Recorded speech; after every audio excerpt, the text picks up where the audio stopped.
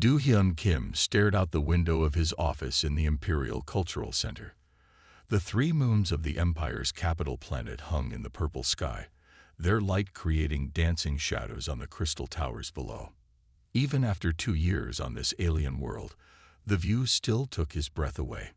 A soft chime from his computer brought his attention back to his desk. The message made his heart skip a beat. URGNT, Imperial PLACREQEST. Do-hyun straightened his formal Earth diplomatic uniform and opened the message. Human Cultural Liaison Kim Do-hyun. The message read, "Your presence is required at the Imperial Palace tomorrow morning. Princess Harin has personally requested your services as her cultural tutor." Do-hyun read the message 3 times to make sure he understood it correctly. Princess Harin was the Empire's new crown princess, chosen just last month from among the noble families. She was known for her intelligence and curiosity about other cultures, especially human culture. The next morning, Do-hyun walked through the massive golden gates of the Imperial Palace. 2 guards, their silver armor gleaming in the morning light, led him through winding corridors decorated with paintings showing the Empire's 5,000-year history. They stopped at a large door made of blue crystal. "The princess will see you now," one guard said, bowing slightly. The door opened to reveal a garden room filled with plants from 100 different worlds. In the center, sitting on a simple cushion, was Princess Harin. Do-hyun had seen pictures of her, but they didn't capture her presence. Her skin had the slight purple tint common to her species, but her eyes were bright and alert. She wore a simple white dress instead of the fancy royal clothes he expected. "Welcome, Teacher Kim," Harin said in perfect English. She smiled when she saw his surprise. "Yes, I've been studying your language. Please, sit." Do-hyun sat on the cushion across from her. "Your Highness, your English is excellent." "Thank you, but I want to learn more than just the language." Harin poured tea into 2 cups, one human-style ceramic, one traditional imperial crystal. "I want to understand your people, the way you think, the way you live. Everyone says humans are dangerous because they're unpredictable. I think they're fascinating for the same reason." Over the next few hours, they talked about Earth's cultures, history, and traditions. Harin asked intelligent questions about everything from human family structures to Earth's many forms of government. Do-hyun found himself relaxing as they talked.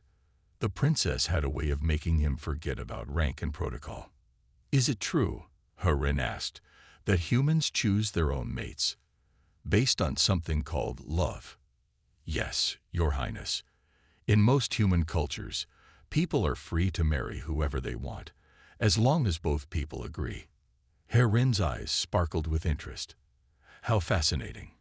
In the Empire, all marriages, especially royal ones, are arranged for political benefit."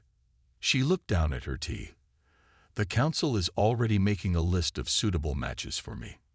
Do-hyun thought he heard sadness in her voice, but before he could respond, the door opened. Lady Jae-yun, Harin's childhood friend and advisor, entered with a stern look on her face. "Your Highness," Jae-yun said, bowing deeply, "the Imperial Council requires your presence." Harin sighed softly. "Thank you for today's lesson, Teacher Kim. I would like to continue our discussions. Can you return tomorrow?" "Of course, Your Highness." As Do-hyun left the palace, he couldn't help smiling. Teaching the princess would be interesting, but he had no idea just how much this simple teaching assignment would change both their lives. Over the next few weeks, Do-hyun's lessons with Princess Harin became the highlight of both their days. They moved beyond formal cultural discussions to more personal conversations. Harin was fascinated by Earth's entertainment, so Do-hyun brought her human movies and books. She especially loved Earth's music, from classical to pop. One day, as they listened to an old Earth song, Harin asked, "What is dancing like on Earth? Would you like me to show you?" Do-hyun offered without thinking. His face reddened when he realized what he'd said. "I mean, if that wouldn't be inappropriate, Your Highness." Harin stood up, smiling. I would love to learn. Do-hyun taught her a simple waltz, careful to maintain a respectful distance. But as they moved to the music, he couldn't help noticing how gracefully she moved, how her eyes lit up with joy at learning something new. Neither of them noticed Lady Jae-hyun watching from the doorway, her face dark with concern. The next day, Admiral Ta-won, the stern military commander in charge of Earth Empire relations, called Do-hyun to his office. "Teacher Kim," the admiral said, his voice cold. "You've been spending a lot of time with the princess." "Yes, sir. I'm her cultural tutor." "Remember your place, human. The princess is the future of our empire. Don't let these lessons become inappropriate." Do-hyun kept his face neutral. "Of course not, Admiral. I understand my role perfectly." But as he left the admiral's office, Do-hyun wondered if he really did understand his role anymore. When he was with Ho-rin, it was easy to forget she was an alien princess and he was just a human teacher. That evening, Ho-rin surprised him by showing up at his office in the cultural center. She wore a simple cloak that hid her royal clothes. "Your Highness, what are you doing here? I heard about your meeting with Admiral Ta-won." Ho-rin's eyes showed worry. "I'm sorry if I caused you trouble."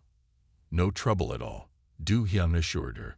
"The Admiral is just doing his job." Ho-rin moved closer to him. "Do-hyun, do you think humans are really so different from us?" It was the first time she'd used his first name. "We have our differences," he said carefully. "But I think we're more alike than people think." "That's what I believe too." Ho-rin looked out at the 3 moons. "My tutors always taught me that humans were dangerous because they follow their hearts instead of proper rules and traditions. But the more I learn about your people, the more I think following your heart isn't such a bad thing." Do-hyun wanted to respond, but he didn't trust himself to speak. The way she was looking at him made his heart race. A noise in the hallway made them both jump. Ho-rin quickly pulled up her hood. "I should go, but I'll see you tomorrow for our lesson." "Of course, Your Highness." After she left, Do-hyun sat at his desk for a long time, thinking. He was starting to understand why Admiral Ta-won was worried. These lessons were becoming dangerous, not because humans were unpredictable, but because hearts, whether human or imperial, didn't always follow proper rules and traditions. The next morning, a message arrived from the palace. Princess Ho-rin was announcing a grand cultural festival to celebrate Earth Empire relations, and she wanted Do-hyun to help her plan it. Do-hyun stared at the message, knowing this would change everything. The princess wasn't just learning about human culture anymore. She was embracing it publicly. Some would see it as a sign of progress. Others would see it as a threat.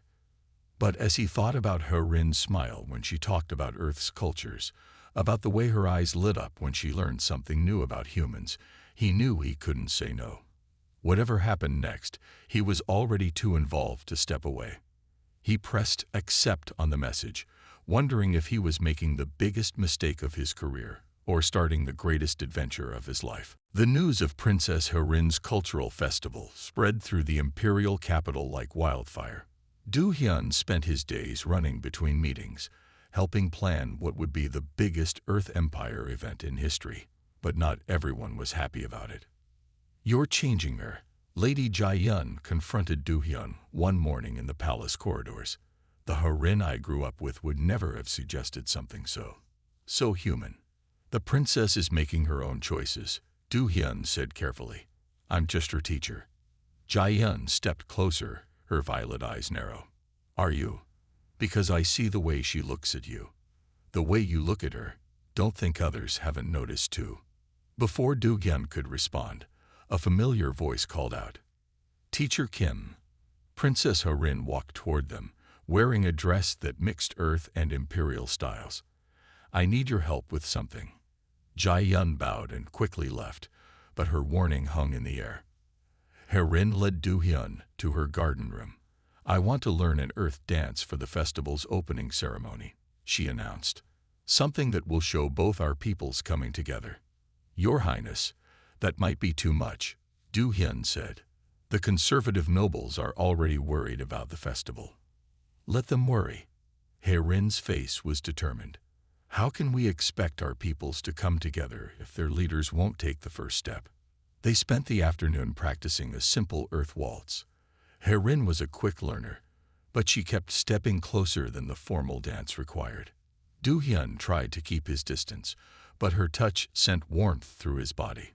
The nobles think humans are dangerous, Rin said as they danced. But they don't understand. Your unpredictability isn't dangerous, it's beautiful. You create new things. You change. You grow. Change can be scary, Du Hyun said softly. Yes. Rin looked up at him.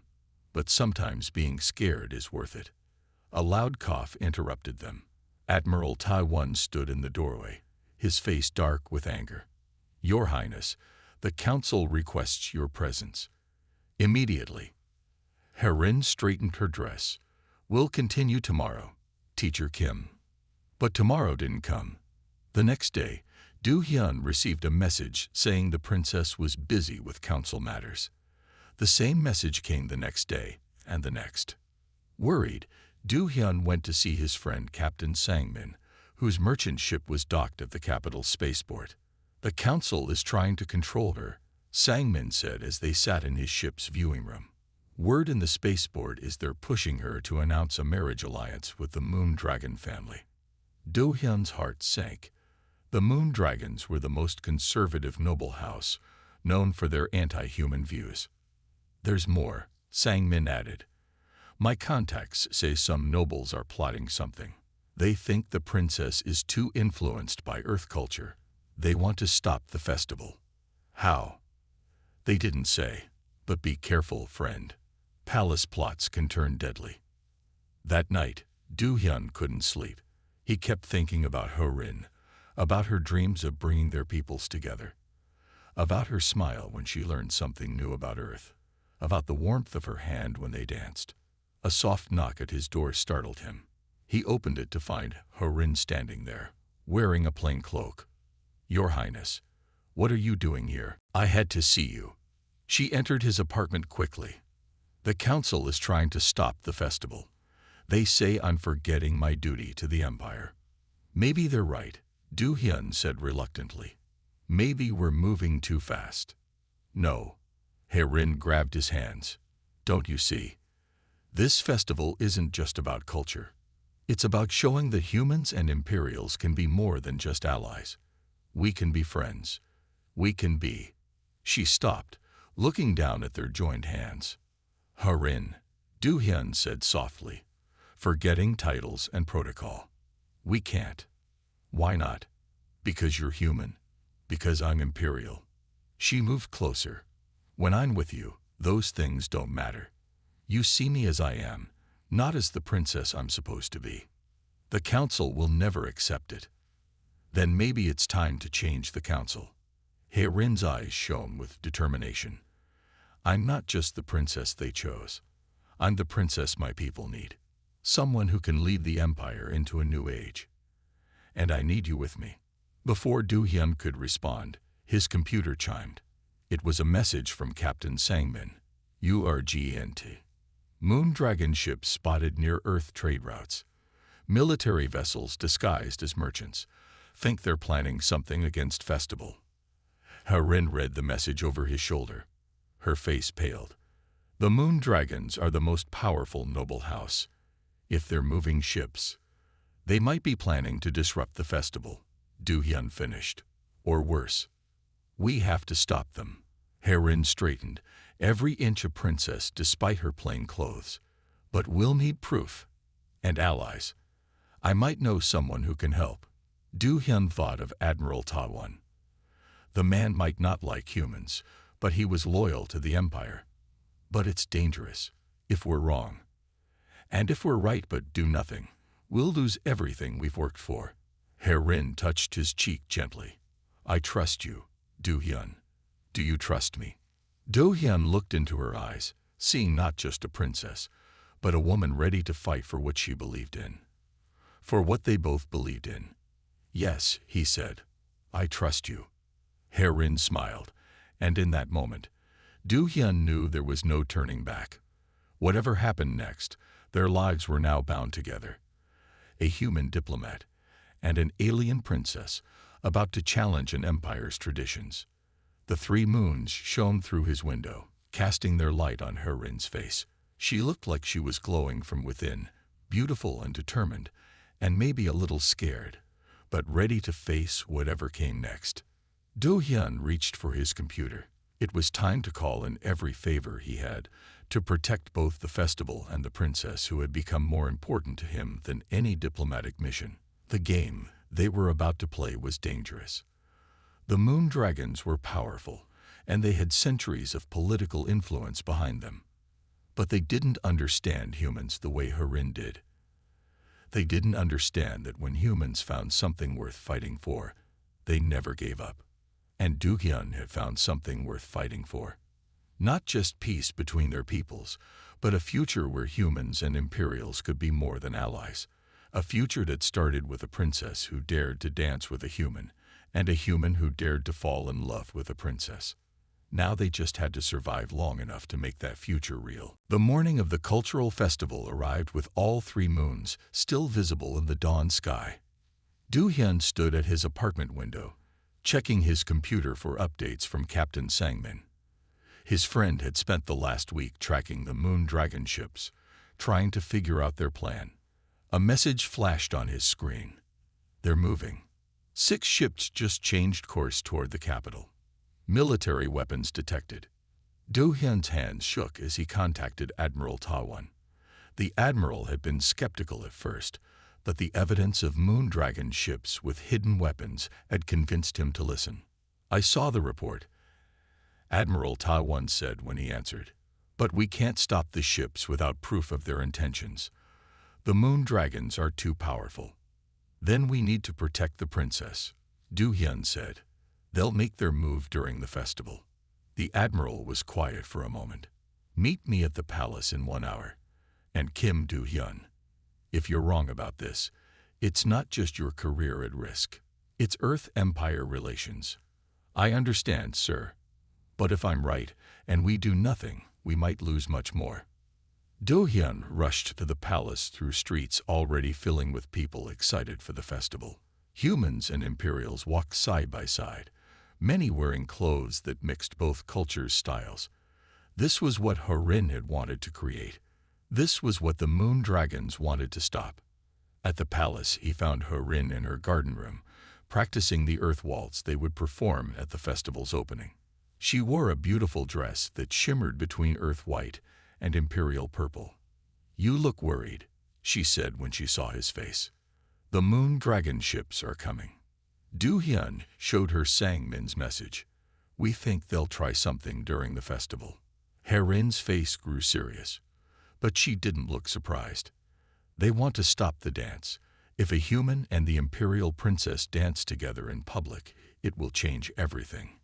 Our peoples will see that we can be close, that we can trust each other. It's too dangerous, Do-hyun said. We should cancel the festival. No. Herin touched his cheek softly. If we cancel, they win. Fear wins. Is that what humans do? Let fear win. Before Do-hyun could answer, Lady Jae-yun burst into the room.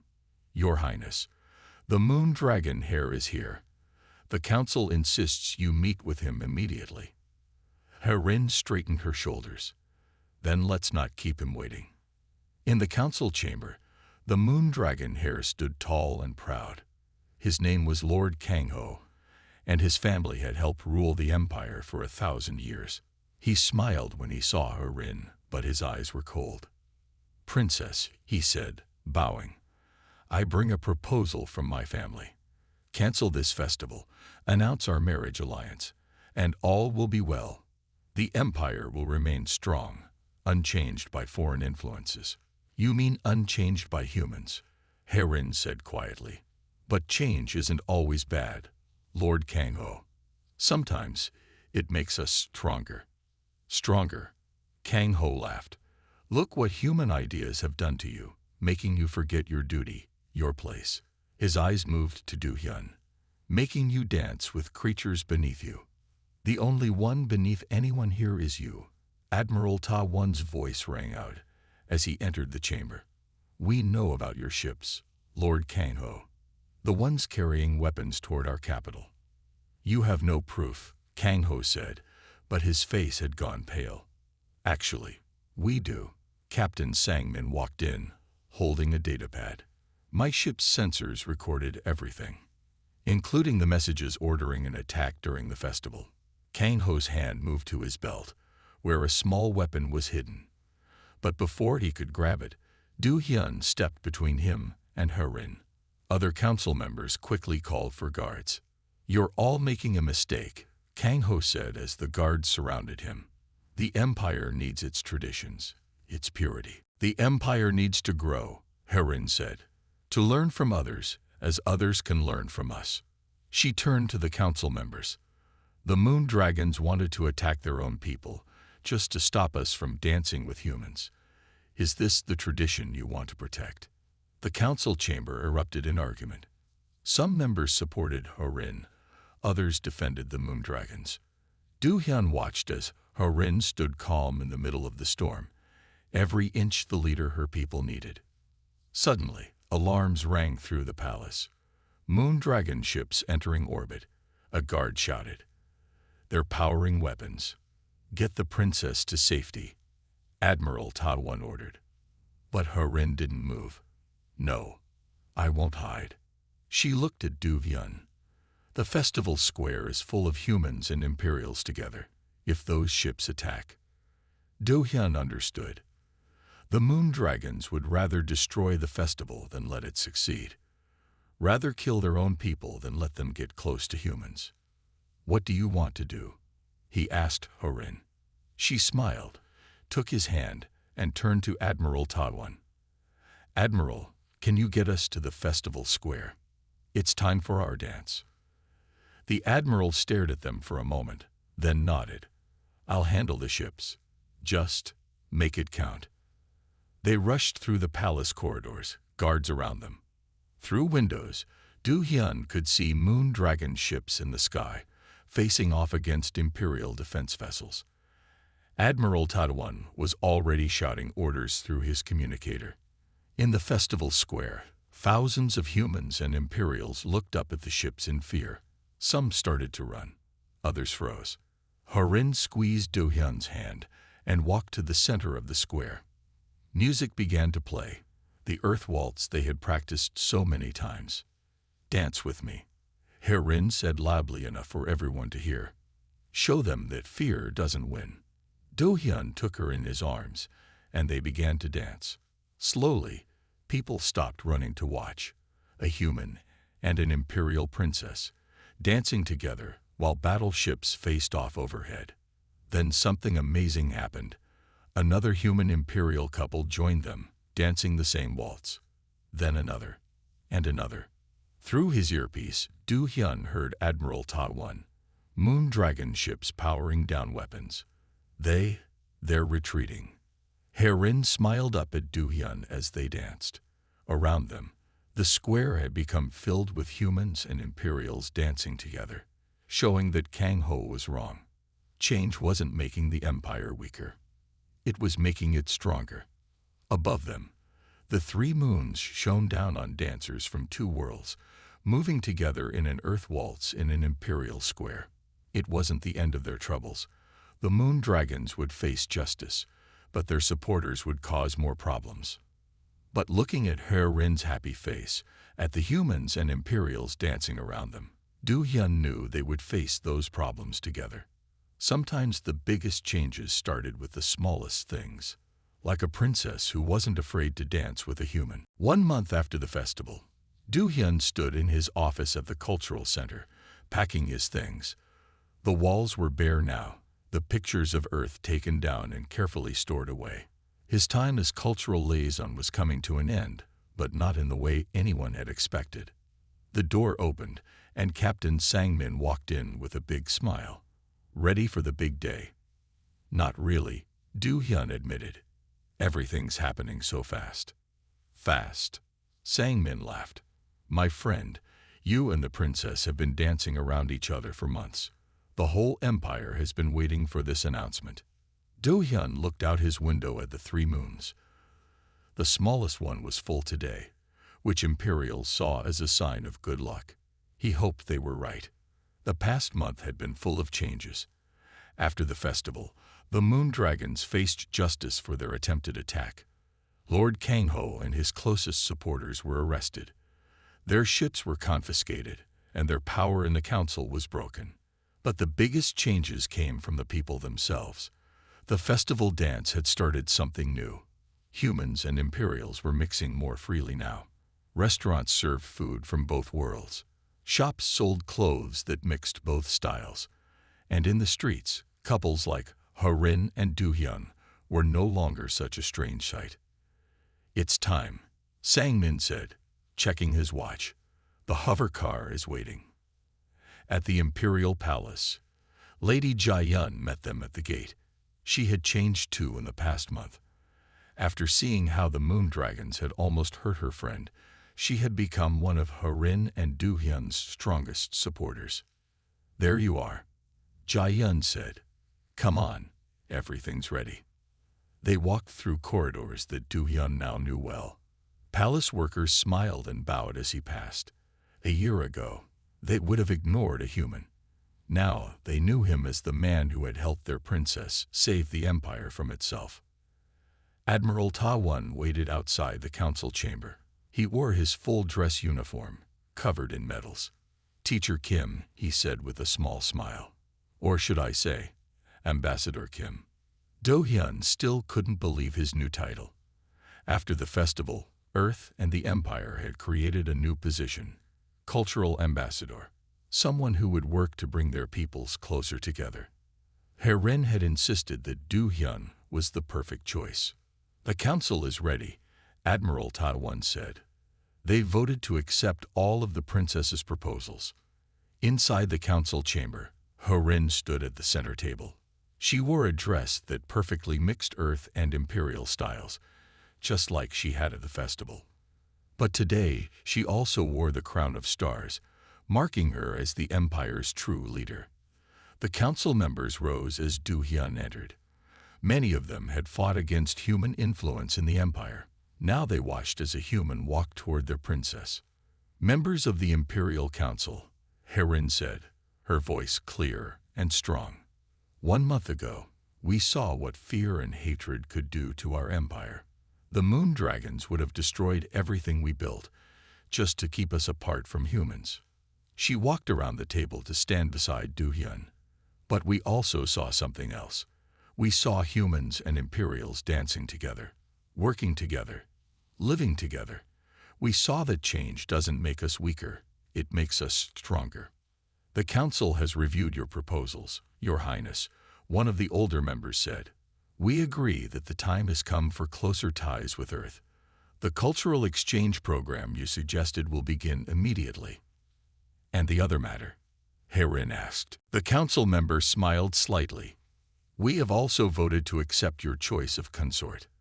Though it is unprecedented, we cannot deny that Teacher Kim, Ambassador Kim, has proven himself worthy of the position."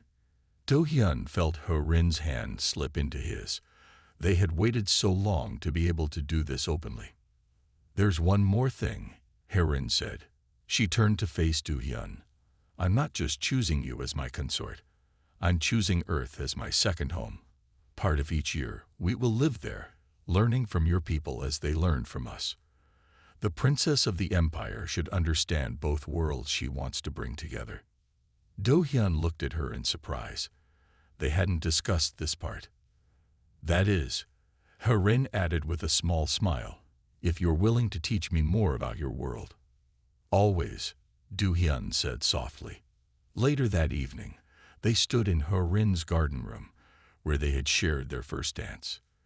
Music played softly, the same Earth waltz from the festival. "Are you sure about this?" Do-hyun asked as they danced. "Living on Earth part of the year won't be easy. Everything will be different." "Different is good," Harin said. "Different is how we met. Different is why I fell in love with you." She moved closer in his arms. "Besides, You've spent 2 years learning about my world. It's time I learned about yours." Through the windows, the 3 moons shone down on them. But soon, Do-hyun would show Harin Earth's single moon. He would show her Earth's oceans, its forests, its cities, and she would see it all with the same wonder she had shown when learning about human cultures. "My council thinks I chose you as consort for political reasons," Harin said, "to show that humans and Imperials can be more than allies." "Didn't you?" "No." She stopped dancing to look up at him. "I chose you because you saw me as Harin first, and Princess second. Because you taught me that following your heart isn't wrong, even if it leads you somewhere unexpected." Do-hyun pulled her close and kissed her softly. Outside, the city sparkled under the 3 moons. Somewhere out there, other human Imperial couples were probably dancing, falling in love, building bridges between their worlds. The Empire's new princess had fallen in love with a human teacher, and together they would show both their peoples that love didn't care about the color of your skin, the planet of your birth, or even the number of moons in your sky. It only cared about what was in your heart. As they danced in their garden room, Do-hyun thought about all the changes ahead. Living in 2 worlds wouldn't be easy. There would be more challenges, more people who resisted change, more barriers to break down.